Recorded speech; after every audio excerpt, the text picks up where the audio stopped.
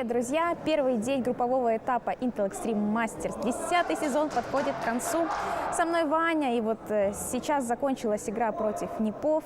Ребята выиграли со счетом 16-14. 13, я прошу прощения. Вот и хотелось бы просто вкратце поговорить о матчах. Хотя впереди еще матч против Mongols. Вот, но мы записываем это сейчас, наш разговор. Ваня, вообще расскажи, как дела, как для вас этот выдался групповой этап? Сложно очень. Значит, половина команды, по-моему, плохо спала там, потому что не привыкли так рано вставать. Нам надо было вставать около 8, по-моему, или 9 утра. Вот. И в начале первые игры мы проиграли подряд 2 игры Fnatic'ом и Luminosity. Мы, в общем, чувствовалась какая-то, мы чувствовали, что мы плохо играем. У нас какая-то коммуникация не налажена была. Вот. И после первых 2 игр подряд, которые шли утром, у нас был перерыв.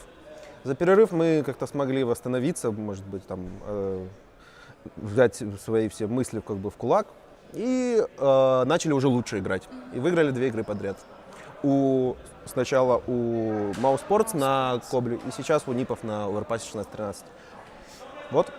А можешь вообще вкратце описать, что происходило на матчах с каждой командой, какие ключевые были моменты? Конечно. Проиграны в первых 2 и во вторых 2 какие выиграны моменты? На первой карте на Dust 2 мы начинали за атаку против Fnatic, они сразу же захватили инициативу, у нас ничего не получалось, они нас ловили на всех точках, мы проигрывали там с большим счетом, потом поняли, что надо раскрепоститься и какие-то территории отбивать там, более агрессивно играть, более свободно, и нашли ключ, как против них играть. Сыграли в итоге, проигрывая что-то вроде около 7-1, 8-1, а сыграли 9-6, проиграли. Вот. За Defense, когда мы перешли, я, честно говоря, не помню, по-моему, мы взяли пистолеты, но игра, не показали, то есть мы были там чрезмерно возбуждены, и у нас не было должного уровня там, взаимокоммуникации, там, информации. Мы допускали ошибки после размена в ситуациях, и мы не смогли своей стандартной игрой.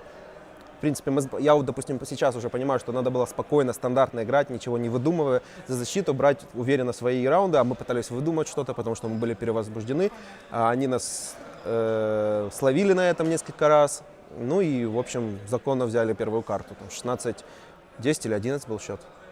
На второй карте Luminosity на Мираже у нас, наоборот, за атаку сразу же вроде все начало получаться. За исключением того, что мы взяли пистолеты, проиграли им форсбай, второй раунд. Они там с чешками нас подловили. Мы сами плохо по ротациям перемещались, неправильно. И вели 4-1 в итоге. Взяли потом еще один бай-раунд, вели 4-1. А потом опять что-то случилось, что мы начали выдумывать какой-то велосипед. И это, мне кажется, дефолт, извини, но это когда начинается на нервах выдумывать что-то. Да, вместо стабильной своей хладнокровной игры мы начинали что-то выдумывать. Они переломили, и в итоге они выиграли у нас то ли 9-6, то ли 8-7. Вот. Мы перешли за Defense. И за Defense казалось пару раундов мы были в преимуществе. Там раунд в 5-3 мы проиграли. И, если не ошибаюсь, там еще один был. Вот. При проигранных пистолетах за вторую сторону в итоге мы взяли там совсем немного бай-раундов. Там около 4, по-моему. Из которых и эко тоже было. И в итоге тоже 16-11, по-моему, был счет, если не ошибаюсь. Вот, я не скажу, я правда не смотрю. В общем, вот такое было состояние, на второй карте. Потом последовал перерыв, там кто-то пошел прогуляться, кто-то остановился, просто смотрел игры, просто играл разыгрывался на дезматче. И после перерыва мы собрались с мыслями, играли с Маус Кобл, за атаку играли великолепно. Мы взяли 12-3, у нас все получалось практически, все получалось, красиво играли. В итоге выиграли 16-6 карту. И сейчас игра была 4-я, последняя из тех, которые мы сыграли. Да, была очень напряженная. Мы начали за атаку и проигрывали сначала сильно. Но несколько клатч-раундов мы переломили, сравняли счет. Был счет там 5-5, 6-6. В итоге у нас, по-моему, 8-7, был счет? Да, 8-7 мы проиграли за атаку. Вот. А за Defense, конечно, был накал страстей, там ошибки, эмоции, но в нужный момент пару раз Даня взял важные клатч-раунды. Вот. Они, собственно говоря, и решили исход игры. У меня такой вопрос. Практически все игры, которые вы сегодня сыграли, заканчивались со счетом в среднем 16-13, где-то так, то есть на длинной дистанции. О чем говорит это? Вот, о чем говорит именно длинная дистанция? Не то, что матчи заканчиваются там 7-16, а вот прям, знаешь, в притирочку так идет. То, что все команды, в принципе, равны. Правильный вывод, конечно, безусловно. Логично. Как Ну я, да, так и есть. То есть играют две равные, там, допустим, сильные команды, и все решают детали, нюансы. Кто меньше сделает ошибок, допустим, тот и победит.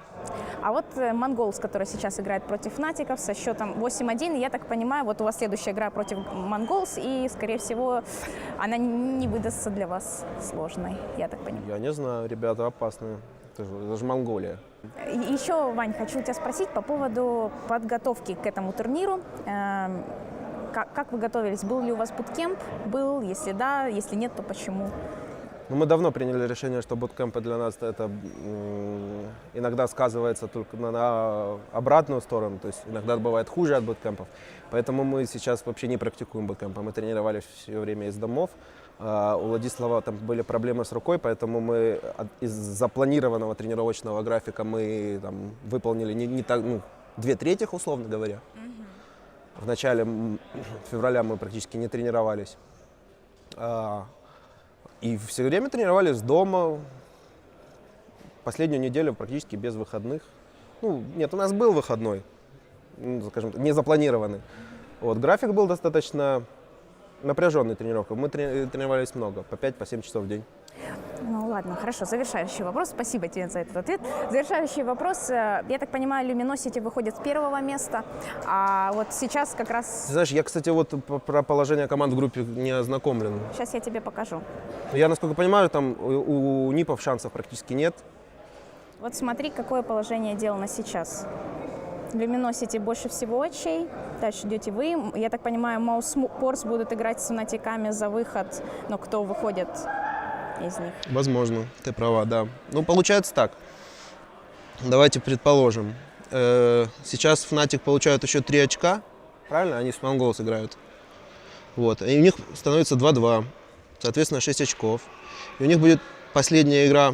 И Mousesports сейчас играют с... Нет, с кем они? С Luminosity. Они сейчас прям играют. Это тоже интересный матч, потому что если Mousesports выиграют подряд 2 игры, то они тоже могут с первого места выйти. Понимаешь? Да. Вот.